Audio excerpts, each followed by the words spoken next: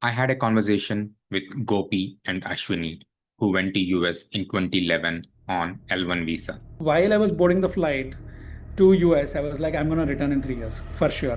They talk about their planning on their return to India journey. Like, I think one of the most important aspect for any move to be successful, US has its own set of problems. India has its set of problems. That year, we almost had an existential crisis. We were absolutely unprepared because our medical issues were not yet sorted. Our home was not yet sold, nothing. A lot of money I left on the table, especially the stock options and things like that, considering, I've been at Microsoft for close to 12 years by then. Buying the home, we bought it in an area where home sales would take less than 1 or 2 days. Building a business is very different from working a job. It took, I think, 3 or 4 years before I even realized what it takes to build a business. And finally, this is how they sum it up about their life in India for the last 8 years. Now we felt like the life is complete after experiencing so much. If you're planning to move from US to India and are overwhelmed with financial planning, things like what is R&R, what to do with 401k contributions, compliance requirements, investments, what to do with your house, or social security retirement benefits, we have a detailed course that walks you through everything step by step. Link for this is available in the description below. Check it out.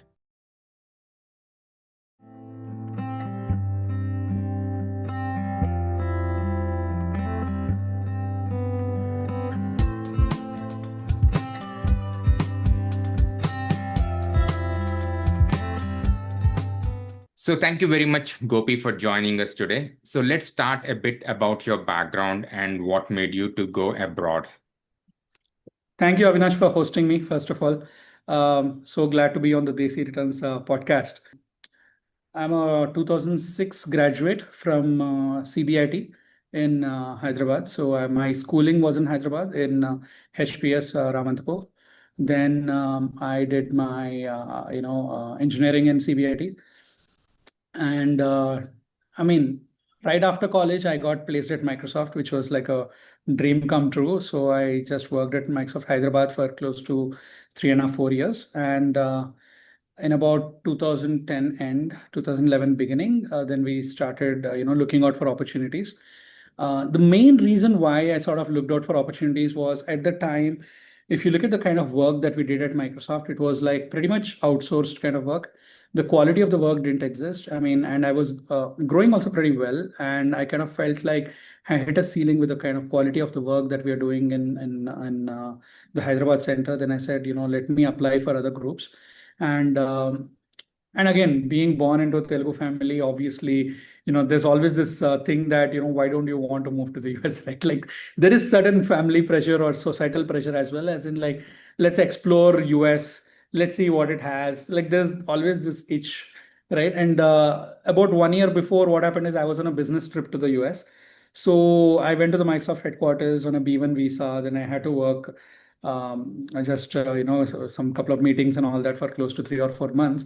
Then I realized how different the work culture was, how different the quality of the work was. And in that process, I said like, let me plan to move to the US because that will give me a different kind of exposure, and it will help me grow professionally. And at the time, really, the work quality here was very substandard, right? I mean, compared to what it was in the US, we were just like sort of offshoring things. So that was the primary motivating factor. And when I was going, basically when it's an internal move within Microsoft, we get offered a L1 visa. So the move was like an internal transfer. So there were no sort of H1B problems, Yeah. right? And it was a L1B in the sense like my plan was, okay, in 1 or 2 years, you'll get a green card. You could do whatever you like. Maybe at that point already, like 2, 3 years in, I was looking at a lot of these early stage startups at the time. This you're talking about 2010, 9. Flipkart was there. There were like a lot of budding startups that were happening at the time. And I was looking at them and saying, hey, why I can't start something like this? Right? It's a very simple web technology, whatever it is. And I've been coding since I was like 12, 13 years old. So looking at that, I was like, let me do something phenomenal with, my life. My career has to be this way. I have to start my own startup, but let me move to the US, maybe get a little bit more exposure on technology and then startup. Yeah. That was the kind of mindset that existed back in 2010 when I moved to the US. And it worked out well for me. Like, I mean, after I moved there, I spent a good amount of time in multiple groups. I was also working at Office 365. That gave me a very good exposure because, we basically at that point it was, I mean, even now maybe, right? It was like the richest group in the entire company, and it was a cash flowing machine, right? And then you look at the work hard, party hard kind of thing. I basically gave my life to Microsoft by that time, right? Whereas we are going through that phase of like building my own career and things like that. The crux of how I moved and how I settled there. Sounds But like yeah, it's the career aspirations, learning, the correct. new technologies and new things. So, how long you were there before deciding to move back to India, and why the thought of moving back to India solidified? So there are two aspects to it, Avinash. So one is like fairly, like the heart, and the second one is the brain, I would say. So the heart aspect is like, when I moved to the US, I was like pretty clear that I wanted to come back to India because by the time already there was like a brain drain happening. I was also like, I mean, because I was maybe some part of it goes to my schooling as well. We used to wear khaki every day, or the patriotism level was a little different. And I was like, while I was boarding the flight to US, I was like, I'm going to return in 3 years for sure. And then you look at the family, and family is like, I mean, everybody says that, but who does? Right? So it's always the same classic problem. And then, but then I was very adamant. I was like, we moved there, and I was like, by the time our L1 expires, which is like 3 years, let's not even apply for a H1, but, just come back. And I thought, meanwhile, you'll get a green card. If need be, we'll start the company there, continue here. This was like my dream plan. So back in 2013, what happened is like we had our first kid. Like my daughter was born, and she was born pretty prematurely, in the sense around 5.5 months, and she was at the NICU for close to 4 months actually, from August to December, and that was a little. Like a medically, it was very taxing for us because I had to run to hospitals for every little thing, and there were follow-up appointments and all that. So practically it was very hard for us to return in 2014, Yeah. like 3.5 years later. So then meanwhile, what happened is we said, okay, this is going to take a while before all these things get resolved. We even ended up buying a home there because so the good thing about when you're hired at any of the Mag 7 companies, like whether it's Microsoft, Google, whatever, right? At least you get like money issue is sorted, kind of feel like.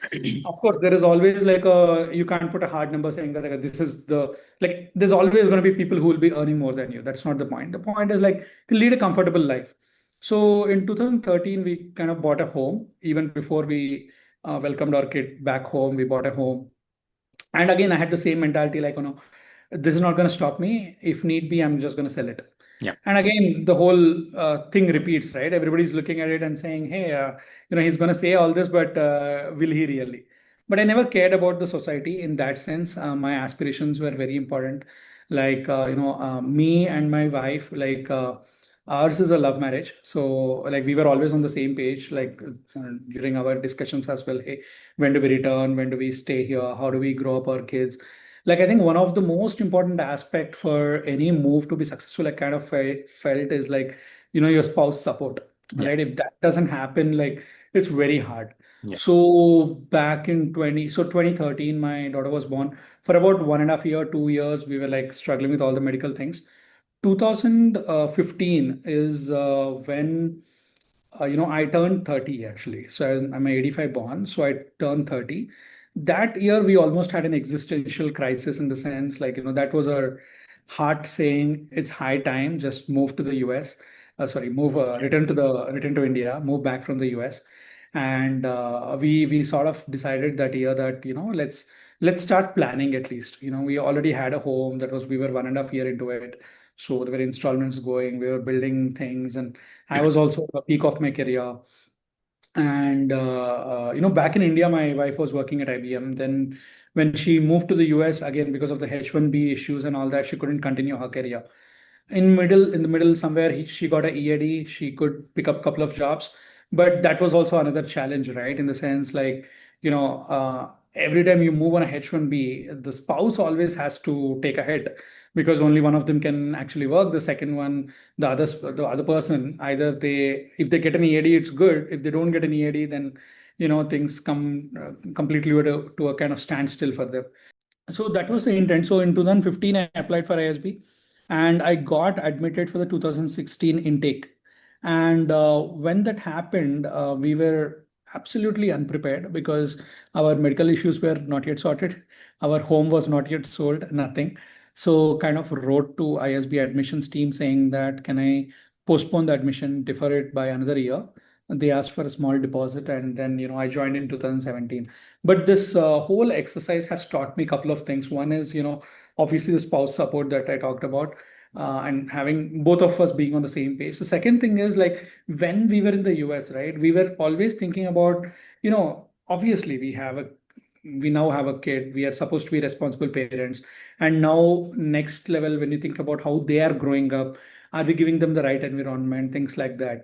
And back in when we went there, right? I mean, this is one incident that like literally shook us. Is at least at the time we didn't even have kids, but the Sandy Hook happened. Then we look at shootings all over the place. Then all these like sort of ups and downs. And we had Black Lives Matter movement in back in 2014-15, and this subtle hint of things happening all around the place that made us feel like US is not too different. I mean, US has its own set of problems. India has its set of problems, but US also has its set of problems. And then we were looking at US and India on the same page.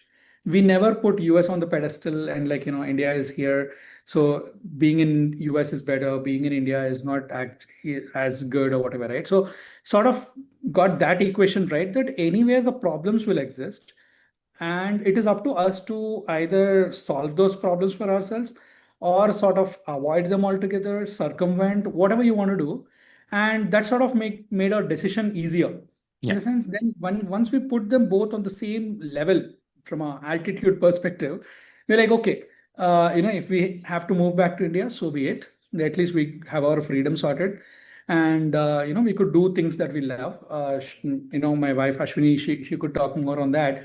She could restart her career. She's doing something again. She's doing her own thing right now. So all of these were going on in our head. And then we were also thinking of planning for a second kid. And like again, that was also a factor. Like, okay, at least let's have a second kid in India, so that we'll have the family support and things will be much more easier for us to manage. Yeah. And money was one driving factor, in the sense like like pushing us towards, okay, shall we stay in the US and not return to India, because it's a lot of money I left on the table, especially the stock options and things like that, considering I've been at Microsoft for close to 12 years by then. It was pretty hard, but we were also looking at it from a expectation that if we can build something by ourselves, it's just a matter of time, we'll get back all the money that we are losing in this process. Got it. So sounds like I think it's the idea that you want to return back is always there, and for different reasons, or maybe join another startup, just to get into the groove again and then do that, versus completely shifting, to an MBA program. Is there certain thought process behind, especially because now you have a family, the kid, and transitioning after like staying there for almost like 6 to 7 years in US? Yeah. So well, why ISB? I'll tell you. Again, this is more of a heart. Like, what happened is like, my entire life has been around Hyderabad. Okay. My schooling is Hyderabad. My inter obviously is Hyderabad. Then my education, like my college has been in CPIT in Hyderabad. Then my first job was in Hyderabad. I have like very, very high attachment to Hyderabad for some reason. And then Microsoft and ISB share a compound wall. So Yes. like literally when ISB started and when they started taking intake, I was like, I always had it in my head that, one day I'm going to study here. Okay. for whatever reason. And that stuck with me. And, back in 2015, when I looked at, when I was just browsing, how do I get back to India?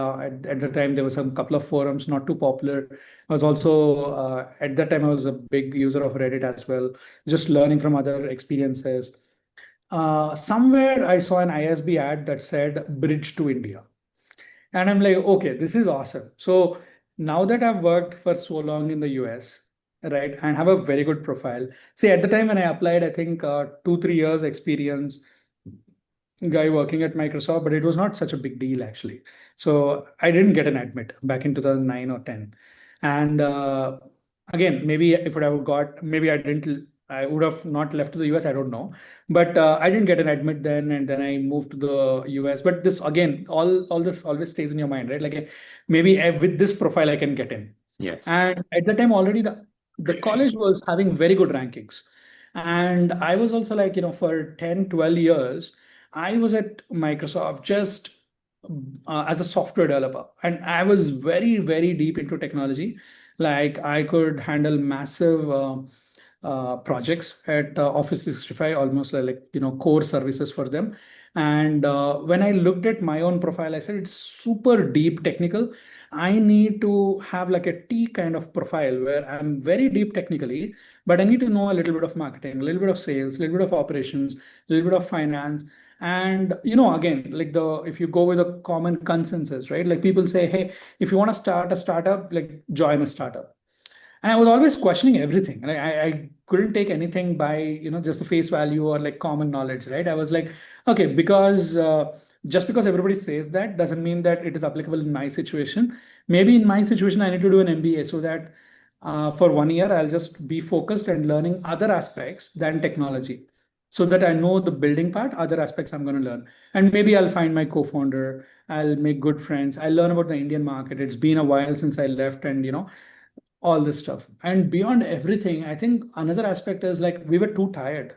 By the time we were really tired, because I was at Microsoft for close to 12 years. Then I was tired just from the professional pressure, then the family, the health issues, all this stuff. It took a toll on us. We were like, it's okay. We have made some money that we could save, just return to India, chill for a year, study. I never bothered about my GPA. Till date, I don't know what my GPA is in ISB. I never even sat for placements. It was like a dream come true. 1 year, take a break, understand what you want to actually do with your life, and actually do it, right? So that's sort of like that was the rationale behind why ISB. Got it. Thanks for sharing that. So what about the planning? I think in earlier discussion you mentioned about not able to sell the house, and so you have to push it for an year, health and all that stuff. Correct, So correct, correct. maybe you can talk a little bit on the planning side, like the assets, the stocks, 401k, logistics, anything that you can share from that perspective. Yeah. Okay. So because we had 1.5 year from the time we got the deferral to, let's say, actually planning for a move and all that, close to 1 year, 3 months, we had enough time for sorting out the health issues and sorting out, selling a home. And, if you remember when we were buying the home, we bought it in an area where home sales would take less than 1 or 2 days once it's on the market. Yeah. So we planned for it like that. So we knew that, if we were to move to India, we have to sell it within a week. And so there was this amazing neighborhood near Redmond, which is Microsoft headquarters, called Klahani. And Klahani is a very top-notch locality, whatever, but it's known for you put it in the market, it goes in a day. That's it. Even when we were buying, we bought it in probably 1 or 2 days. We had to submit an offer and close it. So that sort of gave us that, flexibility that when we had to leave the home, we could just put it in the market. In fact, we use the same realtor that we used to buy the home Yeah. to sell the home as well. Yeah. We called him up. His name is Rick, and hey, Rick, we want to sell the home. This is where we are. Just make it happen, right? So that sort of like triggered the process. So because lot of these things, what happens is like there is no trigger moment. If you think about it, like people keep thinking that they want to move to India, but there is no trigger moment. At what point do you make that call saying that, okay, we are packing the bags and we're moving to India, right? So this sort of like selling the home, correct me if I'm wrong, was the trigger moment. Yeah. Because even like the ISB admit wasn't that much of a trigger moment, right? I could always go back to ISB and say, hey, sorry guys, I cannot join or something, right? Like, but selling the home was a big moment for us, and that sort of started the process. So first we sold the home, then that means we had to sell 3 bedroom stuff, get it to 1 bedroom. Then we had to move to an apartment. Then last, I think for 4 days we were in a hotel. So that brought us down to like 13 check-in bags. So basically, like this, like gradual thing that we were able to do. I mean, thanks to Microsoft, thanks to all the career that I had, I was pretty lucky actually. If you think about it, like was super lucky in that sense. Um, and also we were like very much inclined towards moving back. Our parents also supported. At one point, they were like, okay, now we believe you guys that you want to return, so let us support you in that regard. Got So earlier that was not the case because in the initial days they never used to believe. The moment we sold the house, that triggered sort of every discussion, saying that okay, these guys are very serious about it. moving back and all that. Got it. So sounds like I think the reasons to move back was clear, and so how the life has transitioned, like once you move back to India. Yeah, mostly we were afraid of our daughter Akshara. How can she transition from America to India? Yeah. Because we went to a like a preschool in America, and we didn't know what schools were in India that were flexible for her or where she can transition easily. So we tried bunch of schools which didn't work, but at last, finally we found an IB school here that helped her transition mostly. Got it. So The other Yes. reason I think you moved is for both of your career aspirations, right? Someone who wants to build their own company and someone who wants to reignite their career. So let's talk about how the careers has evolved, how building these startups. Let's dive into that and your experiences. Especially doing that in India after spending some time in US is going to be different challenges from a work-life balance, work culture, and so on. Correct, correct. So I'll go first. I mean, like, see, thing is, building a business is very different from working a job. It took, I think, 3 or 4 years before I even realized what it takes to build a business. And meanwhile, I was going through, like, again, we had even the COVID thing happen in 2020. So right around the corner, we were launching products. Finally, I got a hang of how to run businesses, how to actually build a team, build product, make sales, marketing, everything happen. And then COVID hits. So then 2 years gone down the drain. So practically what happened is like back in 2022, we sort of restarted the company all over again from scratch. And now we are doing well. So now we are in the AI space, and we have gotten some decent amount of funding as well from angels, and like we are on a upward trajectory. Growth is good, able to target certain verticals effectively, but it's been a long journey. And again, you have to get lucky. I mean, some part of it, I kind of feel like, especially with startups, there's a lot of luck involved.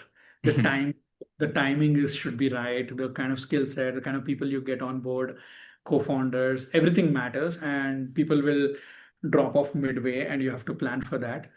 We were in it for the long term. We kind of decided when we were returning itself that let's give it like 10 years. So usually people don't do that. But we were like, okay, let's give it 10 years and see where we end up. Not because we were like super comfortable financially, but we were also like very like, we're not going to give up on this, Yeah. right? We have to do it until we make it work. Because people say, like, whatever, right? There's an old saying that says, failures are the stepping stones to success. It sounds too cliche, but it's actually true. Every time you get a rejection, you kind of learn from it, and then you're hoping that the next one wouldn't be a rejection. So that sort of like trains you to build your muscle. How do you build your business and things like that? So right now we are in it together. Ashwini is building a consumer app. I'm more on the B2B side of things. Overall, we are having a great time. See, the market, the problem with like running a business in India is you're uh, in a country that is very time rich and money poor, unlike in US, which is time poor and money rich. So it's easier sitting in India selling to the US market than sitting in India trying to sell it to the Indian market. Yeah. It's very hard, very, very hard. And a lot of these lessons people tell you, but unless we practically learn, we don't implement it. So that's sort of where we are at in our career. But no, I think no specific thing that I like. I know when I reach out to entrepreneurs, when I reach out to successful founders, a lot of them they give good advice. But what happens is like the advice you usually get from founders isn't applicable to another founder because everybody's situation is different. So not a lot to learn from my journey when it comes to like no, I think both of our journeys when it comes to startups and things like that because every situation is unique. Got it. But yeah. No, thanks for sharing that. So looking back, it's been about 7 years Yeah. since you have been living in India. Have you ever felt, you made a wrong decision, or should you consider something else, or you should have planned better? Any time occurred? Yeah, one thing you want to talk? Yeah, one thing is about investments. Investments, yeah, like the passive investments. We should have had some passive investments, yeah, that which is could so get big. some recurring Yeah. recurring kind of income. I have a big one actually. I thought we shouldn't have sold the home. Hmm. Because I mean, when we sold the home, we sold it for like 600K. The home is worth well over 1.2, 1.3 million right now. And I mean, at the time, see, obviously we can't predict the future, Yes. but like it's not too hard to keep a home actually in the US because things are way more organized. You probably will have a property management company take care of it.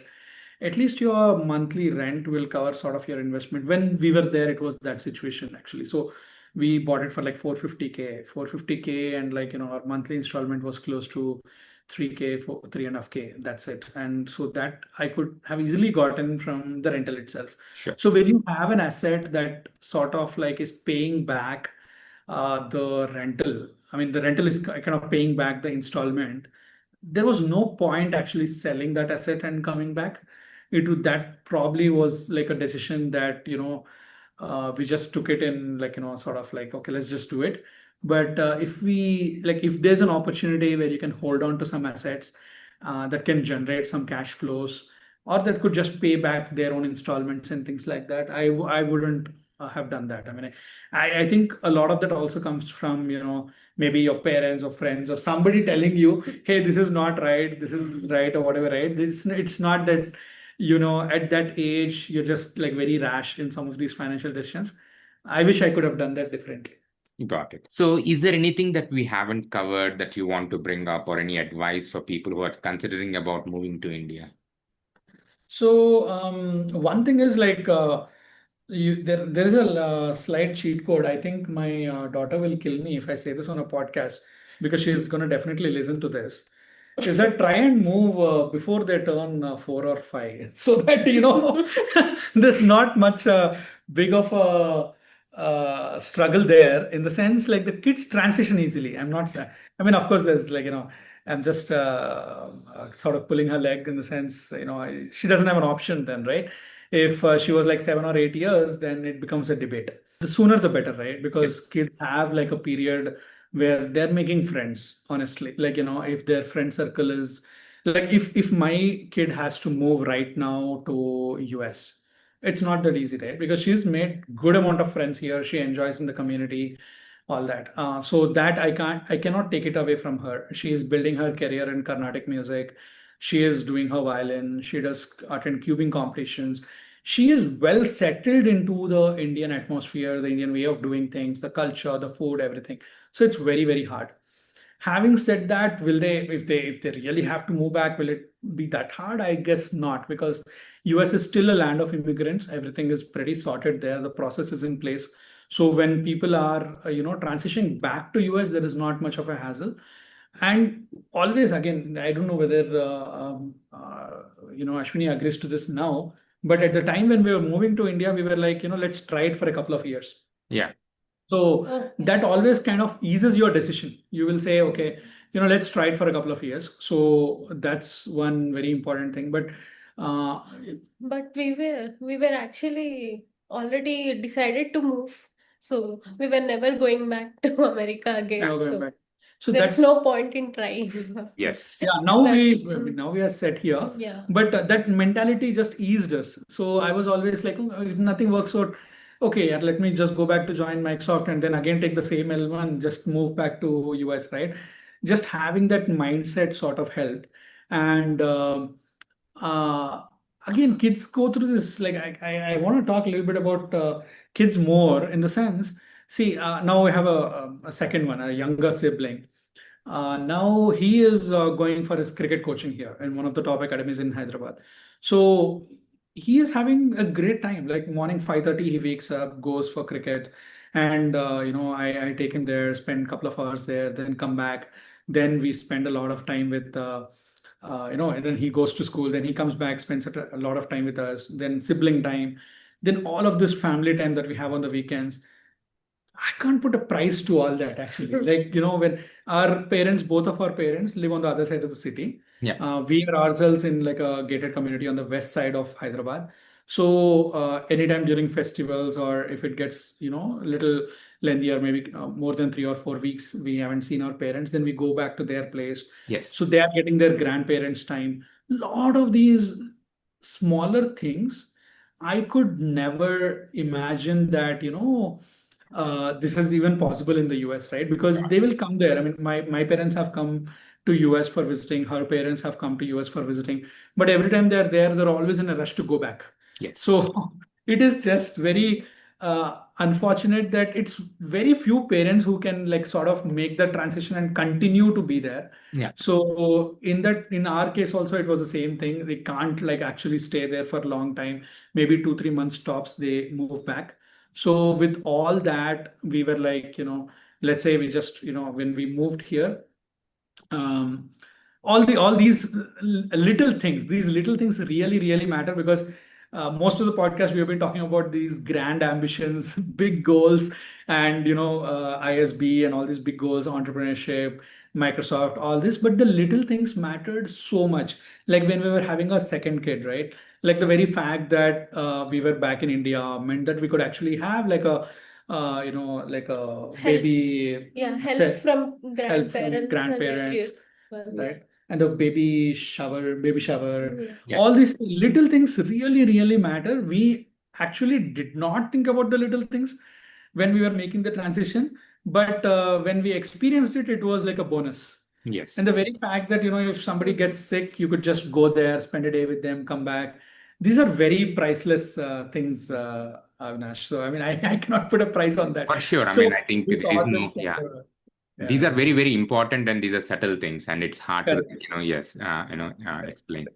Yeah. Now, So, now we yeah. felt like the life is complete after experiencing so much. But in America, I felt like something is missing. I couldn't explain what Yeah. is missing, but after coming here, I think we understood that it. Yeah. True. So yeah, thank you very much for taking the time, sharing your journey, your experience in US and what made you to brought to India and the life in India and your career journey, how kids adapted and so on. Really, thanks for taking the time and sharing your journey and insights with us today. Thank you. Thank Thank you, you. Avinash. Yeah. Thank you.